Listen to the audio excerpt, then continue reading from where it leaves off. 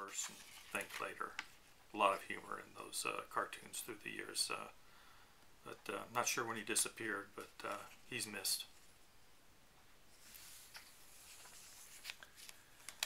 Lots more models. Considering the last one, we probably had less than 10 models shown in the entire magazine. We've got a whole page of models here. You've got Space Marines, 8 of them unpainted black and white pictures, and then an additional 10 over here painted in various chapter colors. You've got orcs with heavy weapons. You've got pygmies rather than lizardmen, since that's what this scenario is all about. And you've got the gyrocopter for a white dwarf, and this is a Warhammer 40K vehicle, one of the earliest ones, and since these were all still metal, I'm sure that they were a little bit more controlled in size. But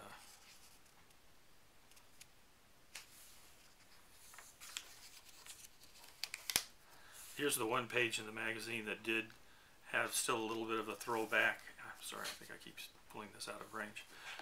It has a throwback to advertising. It's from a general games seller. It has Games Workshop stuff, but you're also talking here Battletech and Interceptor, which were FASA games. And then we have heavy metal, where the H has been bashed off, and I think that's a pronunciation. I don't think it's high English, but it's heavy metal would be heavy metal. John Blanche has graced the pages with his painting skills for many years in this area. Masterclass painting. This is another thing that really drew me to White Dwarf magazine, and at the time I was buying Dragon magazines too as well, and Dragon magazines had great scenarios and a lot of information in them, and some artwork, but they just didn't get into the what was possible with the models, and that's where Games Workshop and White Dwarf really shined, letting people see what the possibilities were in painting up these models and what they could bring to the tabletop.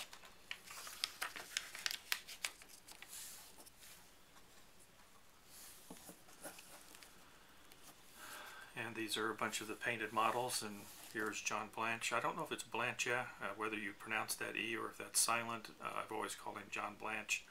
Maybe the guys from England can correct me on that. If I'm mispronouncing it, I apologize. But he's already helping people out with explaining the washes and the glazes and the techniques associated with bringing models to this kind of a level. But the man's also an artist. You know, Leonardo da Vinci can tell you how to paint smiles on a lady, and you're not going to produce a Mona Lisa. But with their help, you will achieve good results. Here's a whole list of the games that are on mail order. When we talked in the last one, almost everything was D&D and non-GW products. Now it's all GW products. It's Dungeon Quest. It's Power Behind the Throne for the Warhammer Fantasy role-playing, The Curse of the Mummy's Tomb that I had mentioned. Warhammer Campaigns, again for the role-playing fantasy game, but starting to get into the actual campaigns that involve more models and getting into the mass battles. Dungeon Quest, Warhammer Siege, which the rules evidently could be used both for 40K and for Warhammer Fantasy. That's awfully efficient. I don't think we'll see that anymore. Warhammer Fantasy Roleplay, the rules themselves. Character pack for the, again, role-playing hasn't completely been left out of the scenario here. When it eventually does completely drop out of the picture and they get very, very focused, but then it came back here recently, but not through GW itself, but through GW giving the rights to Fantasy Flight Games, who has done role-playing versions of the games now for both Warhammer Fantasy and for the 40K worlds. And White Dwarf subscriptions, as you can imagine, quite a bit less expensive. Again, showing the models. Citadel miniatures are a big part of their business now, and the hobby has grown to include the paints and the models, as well as the games and the rules.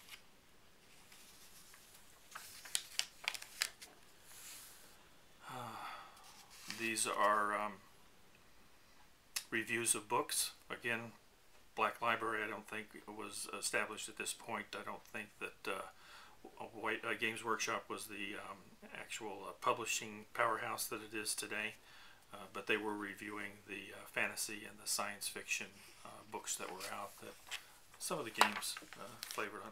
This is some really interesting artwork by about 4 or 5 different artists.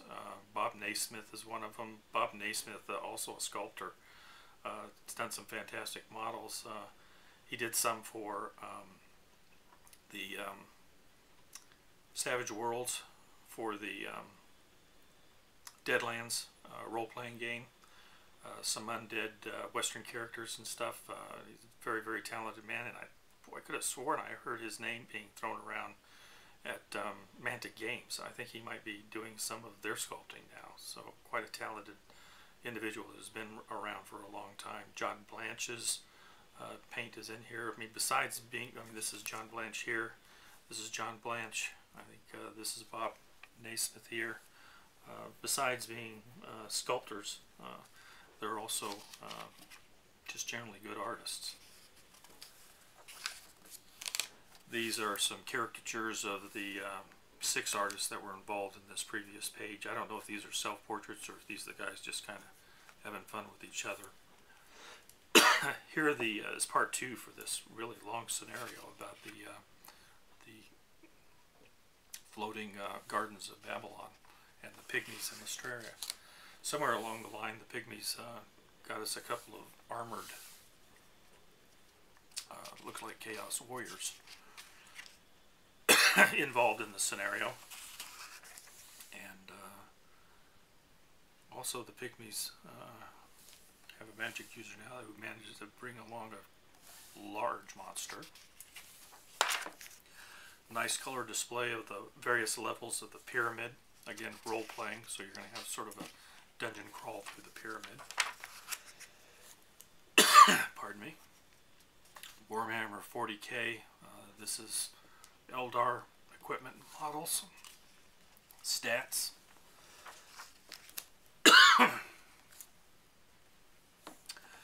Thwappa. I guess that's the, I've done it again.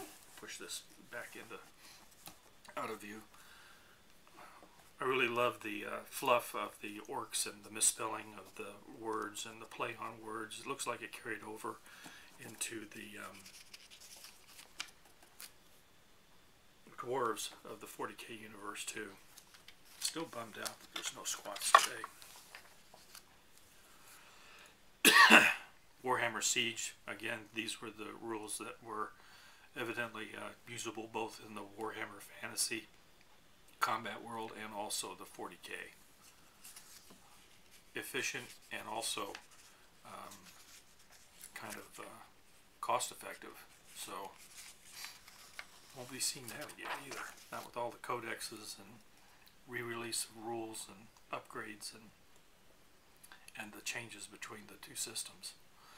Here's one of the first times we start seeing this, the mass battles being displayed out here. Well-painted figures. This is typical White Dwarf boy showing these models excellently. Got a little bit of smoke in the background. Very realistic tabletop gameplay here.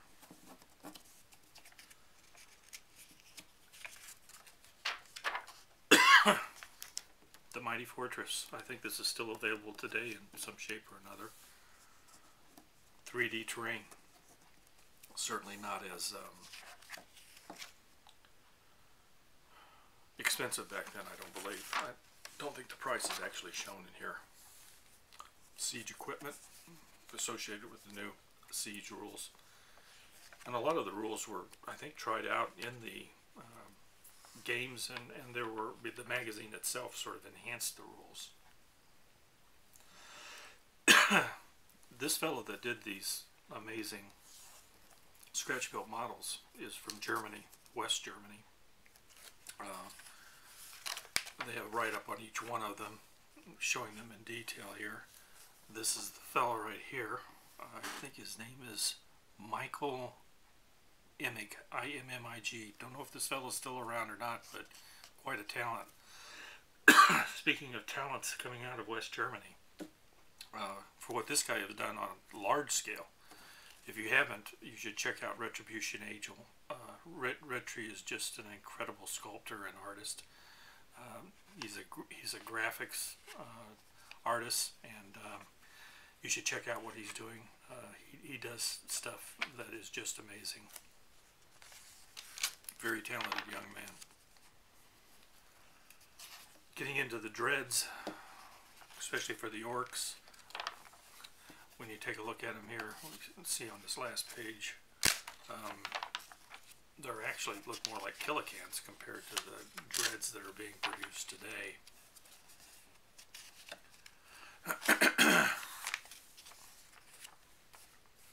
Models being shown, broken down. Eldar models.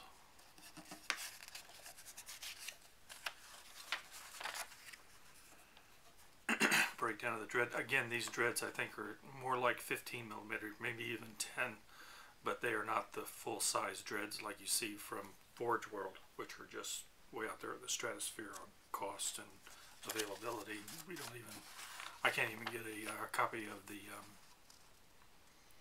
catalog here in the United States. They don't even respond to emails, so I think they're a little bit elitist in who they target for their customers. But again, these are supposed to be dreads, but look a little bit more like killicans today. Paint schemes. In the back of the magazine, no longer being dedicated to TSR. Now we're seeing Dungeon Quest, and these are the figures that come in the model, but you're still seeing the prices being quoted in pounds here. So that is issue 100. Quite a change in 5 years. Much more, starting to look a little bit more like what we see today each month. The next issue that I will review will be issue number 160, which should take us about 5 years into the future. Hope that this is interesting to you. God bless. Talk to you later.